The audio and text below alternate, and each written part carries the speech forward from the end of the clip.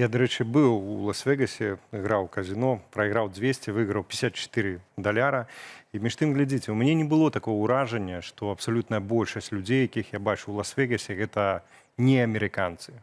Мне было ўражанне, што грамадзяне сваёй краіны гуляюць. У нас жа, калі мы глядзім, накіравана на расійскіх наварышаў, невядома, крымінальныя ці некрымінальныя. Тое ж самае мы бачым, напрыклад, з паляваннем, калі багатыя замежнікі могуць купіць і здаровых, у абыход закона, здаровых зуброў, мядзведзяў, рысяў, таксама пастраляць абсалютна спакойна.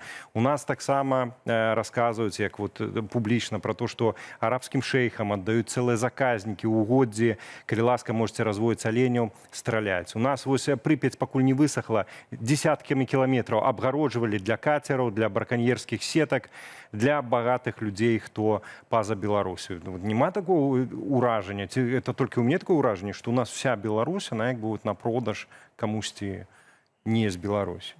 Ну, вы ведаеце, гэта азначае што? Што ў Беларусі няма шмат багатых людзей, і іх не магло стаць шмат, таму што Лукашенко ўяўляе сябе краіну як сваю маёмасць. Гэта яго маёмасць. І гэта ён прадае рэкі, прадае лясы, прадае зуброў тым людзям, якія могуць за гэта заплаціць, і гэта, зразумела, не Беларусі. Халопам ён нічога не прадае.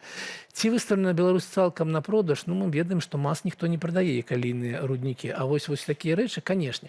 І, канешне, калі мы вяртаемся да справы з казино, то, канешне, гэта было для першую чаргу не толькі для расійцаў, але для масквічоў, для іх, для людзей, якія там шмат зарабляюць, і якія прыязджалі адпачываць у ціхую спакойную Беларусь. Таму ў гэтым сэнсе, канешне, Беларусь на продаж от асобы Лукашенко. Толькі ад асобы Лукашенко я не ведаю, калі правесці рэферэндум у Беларусі, то як бы выказаліся беларусы наконт таго, ці жадаюць яны прадаваць гэтых самых зуброў, ці жадаюць яны, каб прыязджалі расійцы і гулялі ў казіно, нягледзячы на тое, колькі грошай яны оставляюць у Беларусі у бюджэт. Я лічу, што вынікі такога рэферэндума былі бы не на карысць Лукашэнкі. Між тым, ёсць такое пытанне інвестыцыі. Прыцягнуць інвестараў замежных багатых, в прынцыпе, я не ведаю, у якой краіне пра гэта кажуць, што гэта дрэнна. У беларускай сітуацыі гэта мы можам называць пошукам інвестараў багатых? Як гэта выглядаць? Як павінна выглядаць нармальная, здаровага чалавека інвестыцыя? Тут у нас сітуацыя становішча такое. За мінулы год было 57 мільярдаў інвестыцыяў цалкам Беларусь, і большасць з іх гэта былі інвестыцыі прыватнага беларускага бізнеса. Гэта не былі інвестыцыі дзяржавы. Гэта людзі, якія працуюць у Беларусі, рэінвеставалі свой прыбытак. 38% гэта было інвестыцыі дзяржавы, толькі 6% былі замежныя інвестыцыі, але якія замежныя інвестыцыі? 80% з гэтых гэта расійцы, а далей гэта Кіпр і ОАВ, якія зноў расійцы, не кіпрыоты. Не кіпрыоты інвестуюць у Беларусь з Кіпра, гэта расійцы і Беларусі. То бок у нас няма замежных інвестыцыяў амаль за межамі расійцаў. Якія інвестыцыі нам патрэбны? Нам не патрэбны грошы. Без Беларусі не патрэбны інвестыцыі в выглядзе грошай.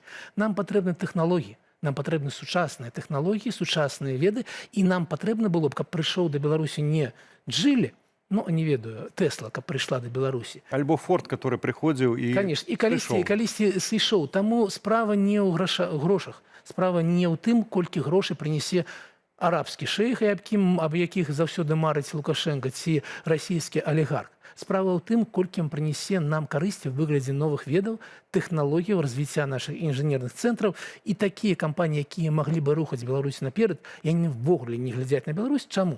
Таму што там не працуюць суды, таму што там больш за 1000 было, зараз менш за 1000 афіцыйна палітзняволеных, таму што не працуюць цалкам дзяржаўныя сістэмы, і яны не ідуць да Беларусі. І ў гэтым праблема, а не ў тым, што не хапае грошай. Колькі было прыкладаў, калі дзяржава аджымала, кажучы, бізнес у замежных інвестараў, у тым ліку, яны пра гэта шкадавалі. Наконт таго, што там грошы не пахнуць, мы сёння згадвалі, і тое ж самае можна і шырэй пра інвестыцыі і канкрэтна пра казино сказаць. А можа, праблема ў тым у паходжанні гэтых казино, то бок, умоўна кажучы, каб это былі не расійскія казино, не расійскія канторы, а якія-небудзь іншыя з якіх-небудзь іншых краін, пытанне, канешне, ці яны прыйдуць. Але чыста тэарэтычна, ці гэта бы неяк развязвала праблемы, якія нясе разам з прыбыткамі гульнявы бізнес?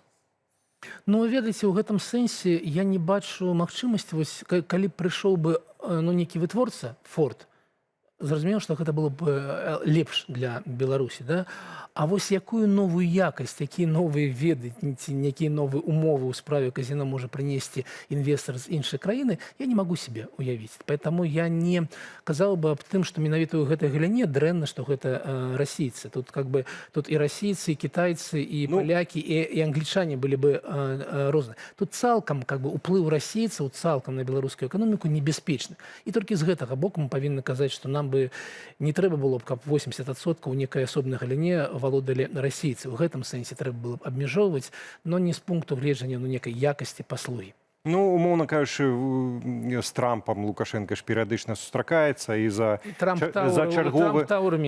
чарговы укол Азімпіка пабудаваць міні-Лас-Вегас в раёне Радашковічаў. Ну, в гэтым сэнсе я цалкам падтрымліваю. Ведаеце, нягледзячы на неэтычнасць паводзін Трампа, але чым больш удзел США ў Беларусі, тым менш уплыў расейцаў. Таму няхай будзе Трамп тау Радашковічах, но калі будзе нейкі рэферэндум, напэўна, наша студія будзе толькі за.